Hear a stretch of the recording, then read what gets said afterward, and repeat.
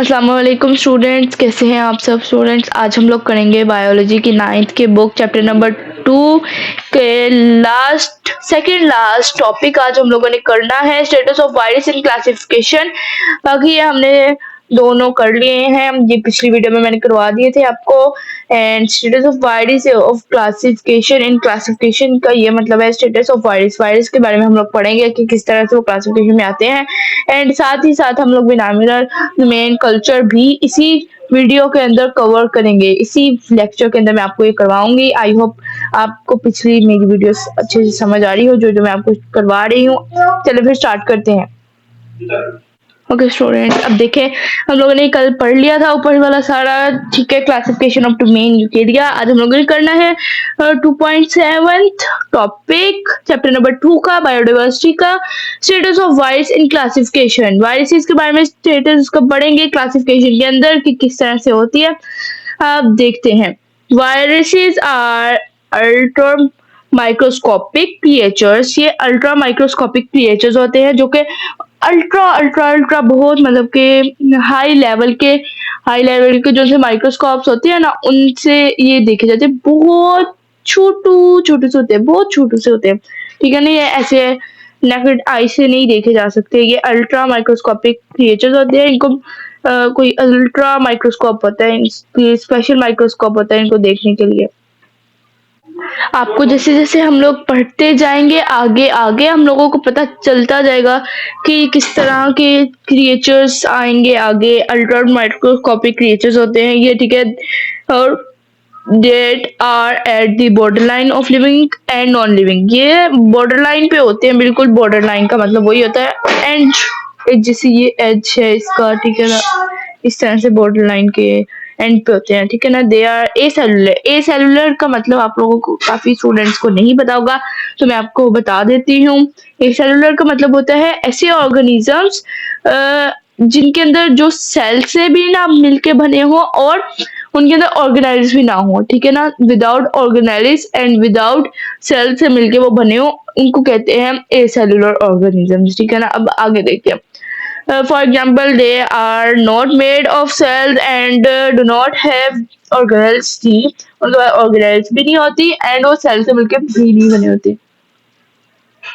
जी student, अब आप देखें कि इनके अंदर ऑर्गेनाइल्स भी नहीं होती और ये सेल से मिलके भी नहीं बने होते। अब हमें आगे आगे पता चलेगा फिर ये सर्वाइव किस तरह करते हैं, ठीक है ना। क्योंकि हमारे हर जो सी लिविंग ऑर्गेनिज्म है, जितनी भी लिविंग ऑर्गेनिजम्स है वो सेल से मिलके बनी होती हैं, ठीक है ना।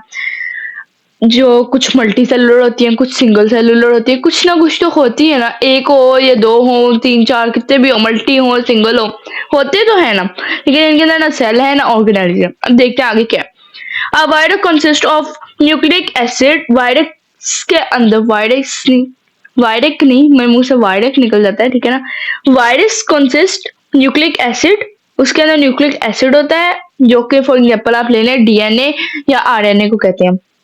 सराउंडेड बाय प्रोटीन कोड, उसके इर्द गिर्द सराउंडेड होता है वो प्रोटीन कोड के, ठीक है ना। दे कांट रन मेटाबॉलिज्म, वो मेटाबॉलिज्म रन नहीं कर सकते। For the synthesis of their proteins, ठीक है ना, and to increase in number viruses became parasites in organisms, plants, animals and bacteria. ये अब आपको पैरासाइट्स से कुछ स्टूडेंट्स को याद आ रहा होगा जो थोड़े से लाइक फाइक पढ़ने वाले स्टूडेंट्स बच्चे होंगे, काफी होते हैं स्टूडेंट्स, मैंने खुद देखे हुए हैं, पढ़ाया भी हुआ है, जो कि उनको ये याद पिछली बातें नहीं याद रहती। पैरासाइट्स हमने पढ़ा था साइंटिफिक मेथड के अंदर, ठीक है ना, पिछले सिलेबस में भी पढ़ा था, इस सिलेबस में भी था। पैरासाइट्स एक ऑर्गेनिजम्स, यही वायरसेस क्रिएचर्स थे जो ब्लड के अंदर थे, ठीक है ना। तो इनके ये कह रहे हैं कि ये मेटाबॉलिज्म रन नहीं कर सकते, ठीक है ना। तो सिंथेसिस यानी प्रोटीन या नंबर इंक्रीज अपने वायरसेस जैसे वहाँ वो होता है ना, सेल्स बढ़ जाते हैं, नंबर इंक्रीज करने के लिए क्या करते हैं पैरासाइट्स इन ऑर्गेनिजम्स बन जाते हैं, बन जाते हैं, ठीक है ना। Plants, animals and bacteria for example, ठीक है ना, जैसे कि इन्होंने बताया। Viruses are not included in the classification system. Viruses जो है क्लासिफिकेशन सिस्टम में नहीं इंक्लूड बिकॉज क्योंकि they lack any of the characteristics of the three domain of life, ठीक है ना, क्योंकि वो किसी भी लेक के अंदर नहीं आते, किसी भी चीज के अंदर नहीं आते, वो लेक के अंदर आते हैं, कैरेक्टरिस्टिक के थ्री डोमेन ऑफ लाइफ के अंदर नहीं आते, ठीक है ना। हाँ, इधर उन्होंने टू कॉमन वायरसेस बताए, two common viruses left are bacteriophages virus which attacks bacteria, ठीक है ना। एक वायरस इनमें से पता नहीं कौन सा है, ये वाला वायरस है जो बैक्टीरिया को अटैक करता है, ठीक है ना, ये वाला वायरस। अब देखते हैं आगे characteristic of the domain and kingdom of life, ये उन्होंने ये बताया है, ये टेबल बहुत इंपॉर्टेंट है, यहाँ पे एक बार देख ले।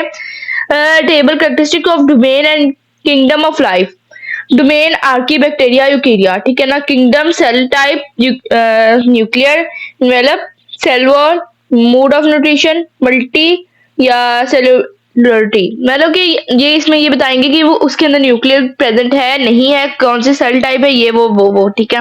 हमें पढ़ते हैं डोमेन का क्या है।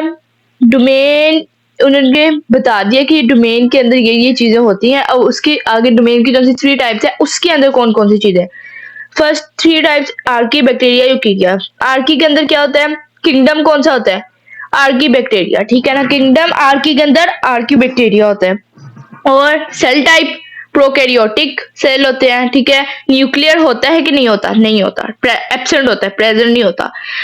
And cell wall polypeptides and protein से मिलकर बनी होती है। यूबैक्टीरिया पेप्टिडोग्लाइकन से मिलकर बनी होती है। टू टाइप्स होती है ना आर्की की भी, ठीक है।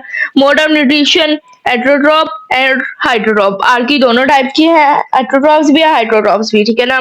एंड एब्सेंट इन ऑल, ये सारे में एब्सेंट होती है। आगे हमारे बैक्टीरिया यूकैरियोटिक यू बैक्टीरिया होती है, ठीक है, बैक्टीरिया। एंड यू बैक्टीरिया जो सी होती है ये इसके अंदर सेल टाइप ये भी प्रोकैरियोटिक ही होते हैं, ठीक है।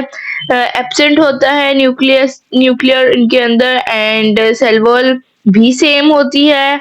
एंड आगे ऑटोट्रॉप और हेटेरोट्रॉप भी सेम है इनके अंदर।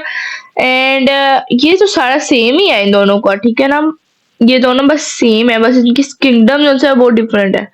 आगे हमारे पास यूकेरिया की फोर टाइप्स है जो हम पीछे पढ़ के आ रहे हैं, फोर टाइप्स है total. Protista, fungi, Plantae, animalia, मैंने पिछली वीडियो में बताया भी था। प्रोटिस्टा की क्या टाइप है, यूकेरियोटिक यूकेरियोटिक यूकेरियोटिक, चारों की यूकेरियोटिक क्योंकि यूकेरिया के अंदर आते हैं, ठीक है। प्रेजेंट न्यूक्लियर इन दोनों चारों के अंदर प्रेजेंट होता है। सेल वॉल कुछ वायरसेस की टाइप के अंदर होती है, वेरियस टाइप्स के अंदर प्रोटिस्टा के अंदर सेल वॉल होती है। फंजाई के अंदर चाइतन की सेल वॉल होती है। एंड प्लांटी के अंदर सेलुलर्स और अदर की। एंड एनिमलिया के अंदर एब्सेंट होती है। एंड ऑटोट्रॉप्स और हेटेरोट्रॉप और कॉम्बिनेशन दोनों भी हो सकते हैं, ऑटोट्रॉप्स भी हो सकते हैं, हेटेरोट्रॉप्स भी होते हैं प्रोटिस्टा, ठीक है। And fungi absorptive and heterotroph दोनों होते हैं। And plantae autotroph and animalia ingestive and heterotroph दोनों होते हैं।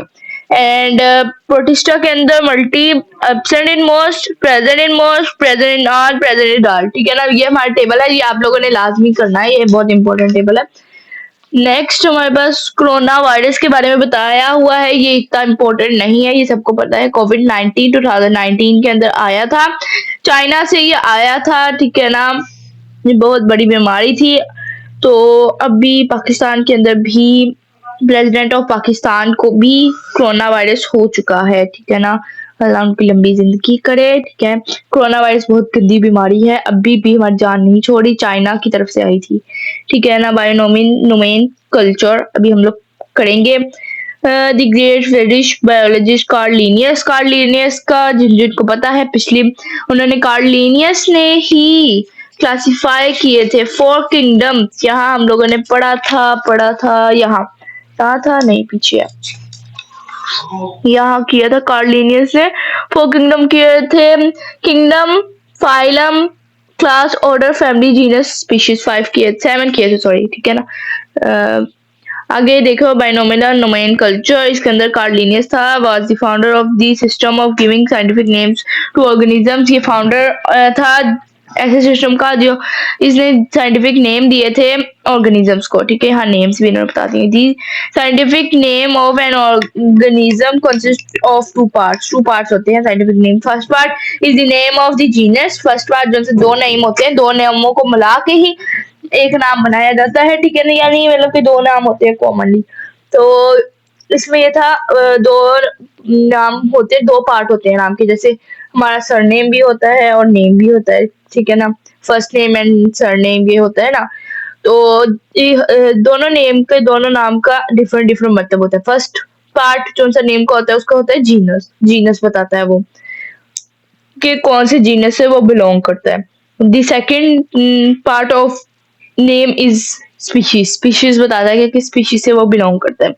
The system of scientific naming of organism is termed as binomial nomenclature, ठीक है ना। अब आगे देखते common name onion, potato, tomato, honey bee, tiger, human being. ये इसके आगे इन्होंने सारे नेम्स बताए हुए हैं।